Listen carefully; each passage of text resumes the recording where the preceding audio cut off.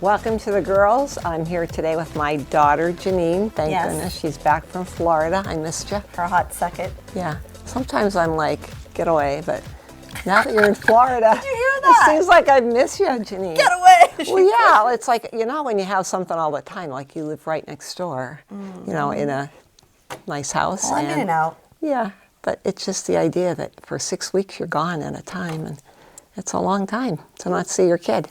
Yeah. Well, lots going on in Florida. Yeah. People have been messaging us, messaging you.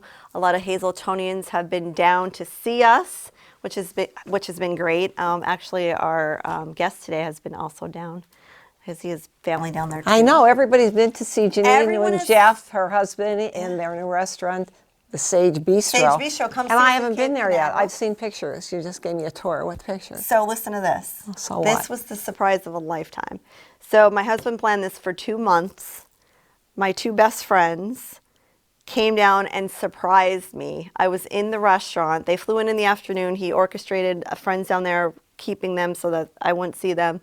So they called me over to meet some people at a table, which we usually meet our guests. And they turned around and I literally almost passed out. There was a table of 8 and there were 4 people sitting, and I said, is anyone else coming from town? Because I literally cannot handle one more surprise. So who was there? So my friends, Justine and Chrissy, came to visit me for the weekend, and it was the best surprise ever. Yeah. I guess the only thing would have been better if I would have flown in, right? I said, I said to them, are my parents here or my brother and sister-in-law? Because I have to sit down. Like, it was that much of a surprise. They got me so good. I did not see it coming. And usually I'm on top of that stuff, but it was... Yeah. Well, I guess you know why we haven't been there yet. Anybody who owns a dog or has a fur baby, he's part of the family. He has diabetes, and I really can't get anybody to take care of him the way he needs to be taken care of. So if there's anyone out there that's a nurse or... We might take a road trip, though, in the summer. That'd Maybe we'll take him on the road with us. We'll go on the road. So my friends and I did something we've been wanting to do for a long time. Drink. No. Well, we do that anyway. We got matching tattoos. That's right. And the tattoo is very meaningful because we've been talking about this since we're 18 years old. So 2 years. Right. So I'm the wave. There's meaning behind it, but that's a whole other show. I'm blue, and then my friend Justine is the seashell, and she's pink on hers. And then my friend Chrissy is the palm tree, and she's green. But we have the exact same tattoo. It was super fun and super memorable. That will have there had to be alcohol involved somewhere, though. Oh, yeah. Before you alcohol was Did this hurt? Flowing like a river. In here, that's sensitive. No, it actually didn't. So kudos to King's Tattooing. That's who did it down in Cocoa Village. So they saw Cocoa Village. They saw the Space Center from afar, meaning they saw, well, I don't know if they were there for launch. I lied. But that's my favorite part of Florida is the launch. And if you follow on Facebook, you'll see me posting it. It just never gets old. The launch from the Space Center. Never gets old. Never gets old. Like, you can see it right from the restaurant because we're off of the water. But I can talk about Florida. That's a whole other show. But today we have Tommy Bruno on with us, no stranger to the Hazelton area and beyond. He's actually internationally known from his cruises that he does. I believe it's the 25th anniversary. Nope, the 20th. 20th anniversary. He's offset corrected me. So the 20th anniversary of the cruise that they do. So we'll talk about that. But And he has a connection to Florida too. yes, he does. We'll talk about it. Tommy Bruno, performer. Stay with us here on The Girls.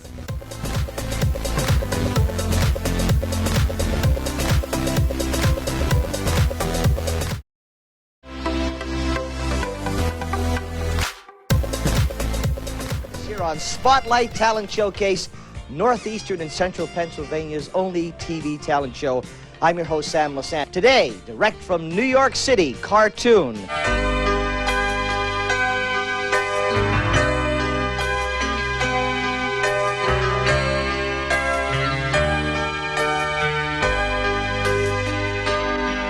In a little southern state, in a little southern town, there's a little southern girl feeling a little down. She fell in love so deeply, she fell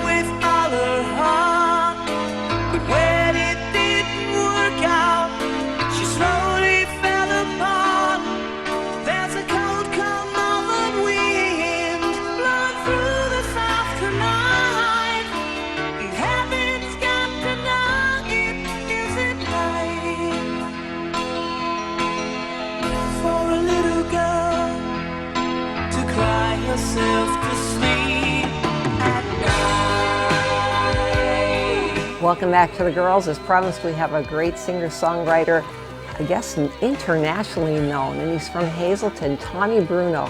Tommy Bruno's a name that's synonymous with Hazleton and with entertainment. Yeah. You know, you're going to see Tommy Bruno and the band that he's with right now, Kartune. He's the lead singer, songwriter. He's a Grammy nominee, had the album for a Grammy nominee. He's been with the band Kartune since 1990, am I right?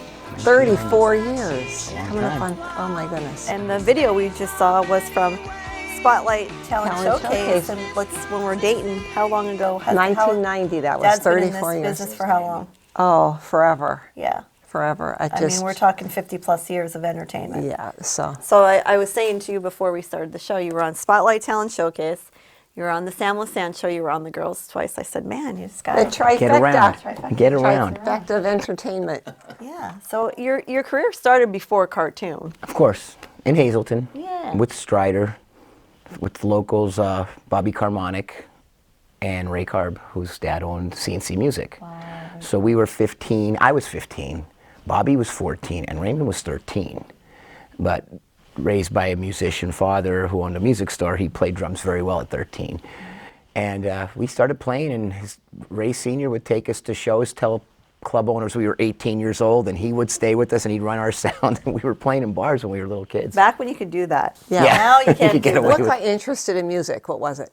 Oh, I always liked music. I started writing songs when I was like 7, 8 years old. I still Really? have, yeah, my first song was called I Thought It Was You or something like that. And I thought it was gonna be like, I love my mommy. No, it was, then there was one called Nice and Mean I wrote when I was really kid because somebody was being nasty to me. And I mean, I still have the lyrics somewhere. They're funny little songs that a kid would write. But I wrote, I was always into music. I wrote my senior class song at Bishop Afey. And I actually wrote the state police anthem too. Our Pennsylvania State Police have an anthem. They showed up at my door one day.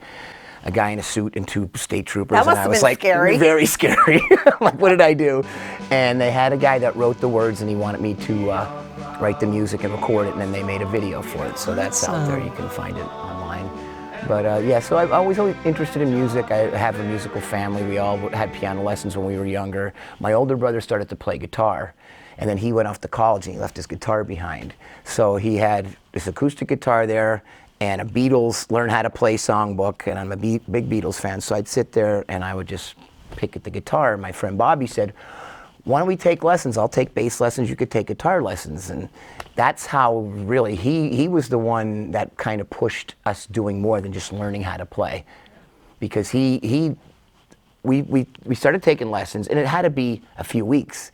And then a friend of ours that lived down the street, Mark DeLessio, who was a year older than me, he was in a band.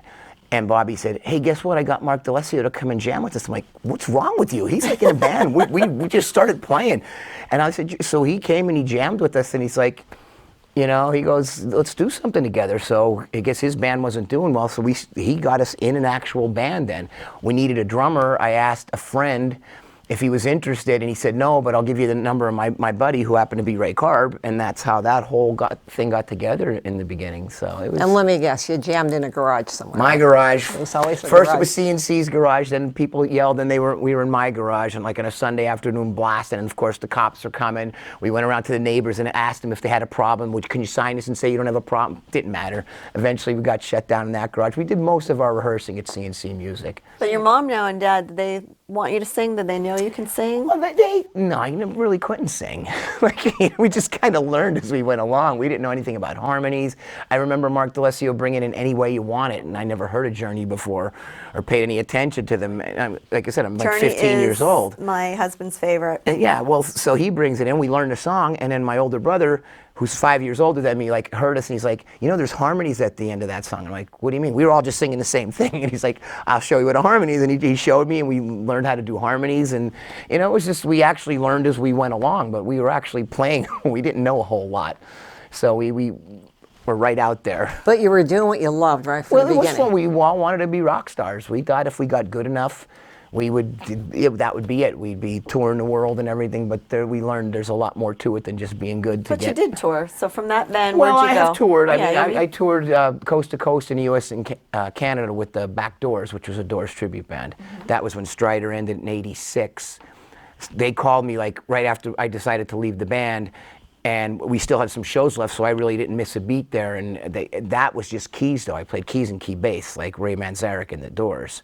So that was a big, big issue for me because I was only a hack at the keyboard. I took lessons when I was younger, but stopped, so I knew how to like bang some chords out. So it was a lot of practice to do this with the left hand and something totally different with the right hand. And sing. And no, I only sang backups with that.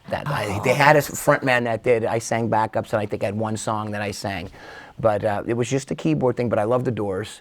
So it was fun because I was playing music that I loved. I was touring the North American continent. See the world. I still have friends from Canada that I met back then when Facebook came out. I found them, and we keep in touch all the time. Good old Facebook. Yeah, it's nice for that. It's really nice for that. And so when did you get married in between all this?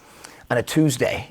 On a Tuesday. I got married on a Tuesday. Because you're off different Telling me days literally on a Tuesday. on a Tuesday. Yeah, 96. So it was the middle, right after, 6 years after this started, you know, with the band. Yeah. And your beautiful wife, Teresa. She puts up with a lot. She puts up with your an easy life. right? I mean, I work every weekend. Right. I mean, and I'm doing it since I'm a kid, so it's normal for me. So you lose out on friendships and things that you would have hanging out with people on the weekends. Like when everybody's off, I'm working. And it's The same thing with owning a restaurant. Yeah. Our days off are Sunday Exactly. and Monday. But I mean, you do get relationships within the band itself. They're the people you get to know. And like, that's one thing I say now that I'm older and I look back on everything. We always wanted to be rock stars, like touring the world and everything. But if we ever got to that level, I would never have the relationships I have with people today. You know what I mean? Like, you get, because we're right there with people. I'm out in the dance floor singing with people. I'm not up on a big stage with security around me. Right. We interact with people. Everybody in my bands have always been nice, like friendly people, and you know, are good to the people that come out and see us. And like, we'll do weddings for people. And I've been told multiple times, like this one wedding, they called me over and they're getting their picture taken. Well, I had a question to ask, and I said, excuse me. They go, oh, come on and get your picture taken. I'm like, no, this is your wedding. No, and they're taking their picture with me, and they're like, just so you know, everybody that's here is more excited that you're playing the wedding than us getting married. And I said, oh, I'm sorry. She goes, no, actually, we are too. I mean, it means that much to people. And like when you help them and the wedding's over, and it's like, thank you guys so much. You made the wedding for us. So everybody had such a good time, and we partied all night. It's nice. When did you start Kartune then? Kartune started in 1990. Okay. After So I was Kartune's, would you say, 34 years old? 34 Yes. years old, See, 1990 on Spotlight Talent Showcase. After I left the back doors, because after touring for 2 years, I had enough. Sitting in hotel rooms, and Yeah, I'm it thinking I gets could be old. in my recording studio writing songs, and I'm sitting here in a hotel room for 4 days, waiting for the next show. So 2 years was fun. I traveled almost every state I was at least through or played in, and all through Canada. But I wanted to come back home and write stuff. So I got in this local band, actually Wilkes-Barre band, called the Flyboys. And that was right when I was getting out of the back doors. So I did that band for a year, and they wanted to do original stuff. Tried, it never happened. So I said, listen, if you guys aren't going to do original, I'm going to start another band just for originals. So in 1990, I was still in the Flyboys playing cover songs in Wilkes-Barre, like Market Street Square and all those places up there, the Staircase. And then I started Kartune, and we would do showcases like in New York, Philadelphia, and we would do them on Sundays when the Flyboys weren't playing, or if they were off on a Saturday, had a Saturday off, I would put something in for the Kartune to do. But we just did original music for 2 years. That's all we did.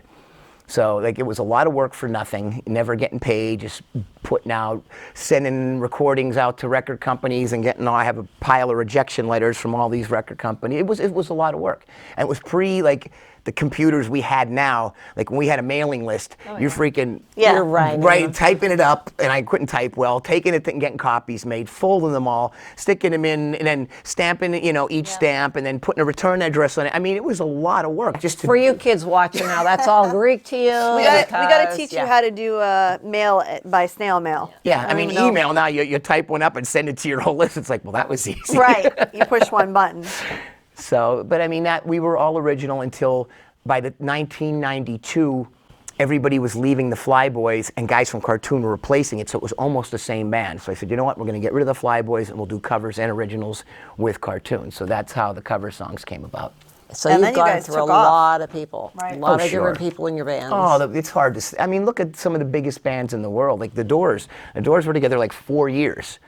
You know, the Beatles were only together like 6 years or something. I mean, these bands don't stay together long. So to keep somebody, I mean, it's like your life changed. People's lives changed. People come into band single, get married, and now they're having kids. Well, now they don't have the time to be in the band anymore. And they had other jobs as well. Well, some people, yeah.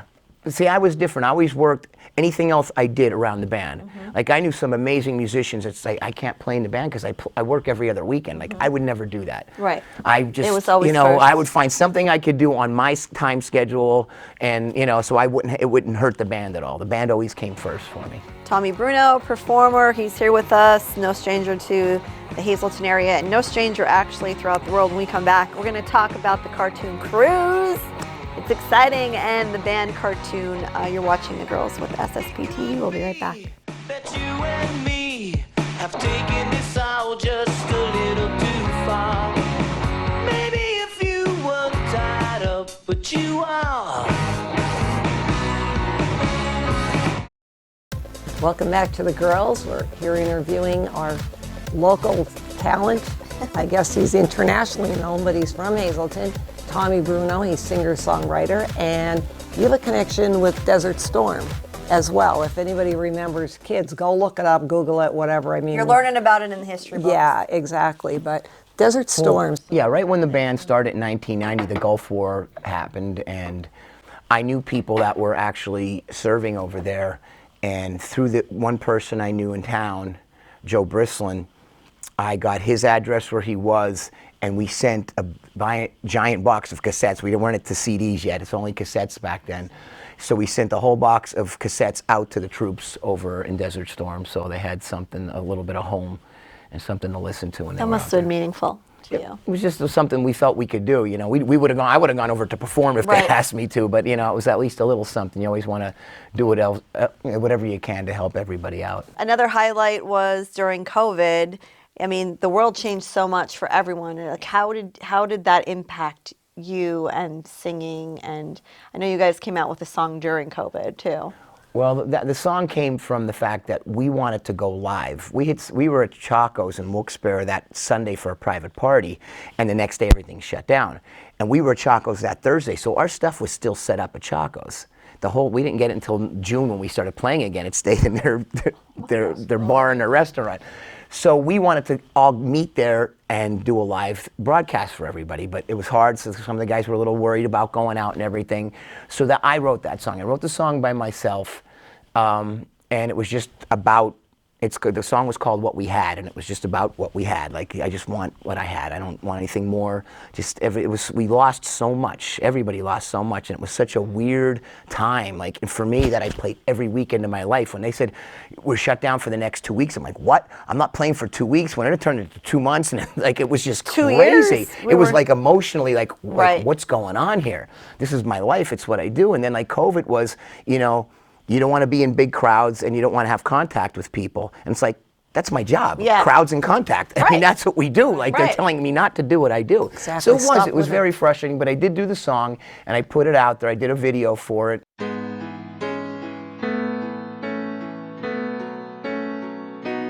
It's been lonely being here without you, without the way it is when we're together. I played everything but the drums. One of my old Kartune drummers, Bob Trumbo, who's since passed, he did the drums on it for me. And the year before that, my original sidekick and best friend, Bobby Carmonic, who was in Strider and everything with me, he passed. So his family had given me one of his basses. So on that song, I played bass with his guitar. And it starts with piano and it ends with piano. At the end, when I'm doing the piano, I have the bass going with the piano at the end because I did the song for him. If you have to listen to the entire song, we can play some of it on the show, but you have to listen. Yeah, it's just, like I said, it was about COVID not being out with everybody anymore. But it's what we had. You don't realize what you've lost until, and I've heard the song. Yeah, people were writing these. You don't realize what you have until it's gone, and then, I mean, how emotionally the mental part of COVID for everyone was. But people were writing to me about that. They were saying, I lost my husband 6 months ago, and I'd listen to this song every day, thank you so much. People related it to loss. It wasn't necessarily about, a pandemic, but that's what I wrote it about, but you could relate. It was just about losing something in your life, and now you realize you just want what you had. We've done a show at your house for Halloween. How did the big Halloween festivities start? Because you've gone from 200 bags, packing 200 bags of candy to, I'm sure, thousands. I just love Halloween. I love Halloween. I just love the whole kind of spooky, scary. Oh, okay. Like my wife and I will go down every October to Universal and go through Halloween Horror Nights. Yeah. Maybe you can come with us next year. Yeah, that'd be fun. And you know, and they have all the haunted. We just like that. We like the haunted house thing, and you know, that was on one of my back burners. If I ever had money earlier in life, I would have started like a haunted resort. That's it's like I just like that kind of thing. So when we had Halloween, we embraced it when we got the house, and you know, we started decorating. The first year, we made most of the decorations, and I look at the pictures now, and it looks like hardly anything. But people started coming, and we went from wrapping 200 or 300 bags of candy to now I'm doing like 1,200 bags of candy and going through them all. And people in the community have donated things to you. Yes, I have friends that work for companies, and they'll get the stuff that, you know, rip bags and stuff like that, and they give it to me, which is such a big help, because especially now chocolate's so expensive. It is so expensive. And how about the decorations? I was saying to my mom, it's like, you don't want to give the kid an apple, but sometimes the apple is less expensive than the candy at this point. Oh yeah. Well, it's not about the Right, cost I know, of it. It's but the fun. It's expensive. The candy is very everything's expensive. and I do buy a lot of it, but a lot of it is donated. I've had friends that move, and they're like, "We're moving. Do you want all our Halloween stuff?" So they'll give me all their Where stuff. do you put all this stuff, and how long in does one it of my take? apartments in the basement. Gosh. And how long? So how long do you keep it up? Like how long does the preparation of this? If it's do you nice have the next day, it's usually down by like 1 in the afternoon. Oh It my comes down a gosh. lot quicker than it goes up. How long does it take to put it up? Whenever I start, it's just I do what I can to get started, and then when I have time, I just keep adding and adding. And like sometimes I have a pile of stuff left, you know, and it's just that's what I did, and people are always happy with it. Yeah, that's good. That's good. Yeah. Now In this between everything else he does. This is random. This is random stuff, but if you follow Tommy on his Facebook, it's hilarious because you have cameras all over your house. And it's the funniest thing to watch what people will do. Yeah. Right? Mm-hmm. Especially when you live in the city and you see people walking all over. But I love watching how you leave your pool open. He's funny. You have a pool and you leave your pool open till when did you close your pool this year? Last year it was October. The year before I made it to the first week in November. So I was funny, still in the he's pool. in his pool. And it's just so funny to see. And it's so funny to watch video. I'm like, you watch your house video, like The Ring or whatever, what people to do, because your house is very historical, isn't it? Yes, my house was. We were told when my family bought it. I own my family's house. They were told in 1964. They bought it when I was born. We lived a block up the street in a double. The house is. We were told it was the first house built on that side of Diamond Avenue. If you think of like in the old days, downtown Hazleton being the center of town, and it's really a mountain going up. And if that house would basically sat up on the hill, I have the big wraparound porch that would have looked down into the city of Hazleton. Yes. But that was the 1880s. I have done the research. I know everybody that lived in the house, the original family that built it. I actually contacted like great grandchildren of theirs up in Connecticut or something like that. Two sisters. One was a little apprehensive, and I'm like, I live in a house that your ancestors built. Like I thought they'd be more interested. Yeah. I thought it was really cool. But I think I'm the longest living person in that house, though. How about it? Did you find anything in the house? Oh, the house is haunted. That could be a show. That's a show itself. We can get back into the cloth There's ball. another show. And Jeannine loves to be spooked, don't you, Jeannine? No, I hate haunted houses. I know, we learned that. We know that. But, and finally, just to mention, not only does he give back to the community, it has, the cruise. You have the cruise going on. Yes. And this is the 20th year for the cruise. Well, next year will be the 20th anniversary. This is And our this thing 18th is huge, cruise. right? It gets started out in 2005, and I just wanted to play in a cruise. So I had a friend that knew a travel agent, and we met with a representative from Carnival Cruise Lines. I found out if we wanted to actually work on the cruise ship, we had to go out for at least 3 to 6 months, which we were not interested in doing. We just wanted to go on a cruise and play. So they don't pay us to play on the cruise. We go as a group like any group would if you were a wedding, a family reunion, and we get the same things that they do. You get so many people, they give you some money back. Right. So we actually pay for the cruise up front. And all through the years, we always lost money on it because our first year we had 30-some people. Right. So we didn't get much money back. But the guys loved it. in the band. We had a good time, and so we just kept doing it. Now, last year was our biggest one. We had 230 people last year. Now, does your family go with you? Sometimes. This year, one of my sons is coming, and my aunt's coming, and my sister.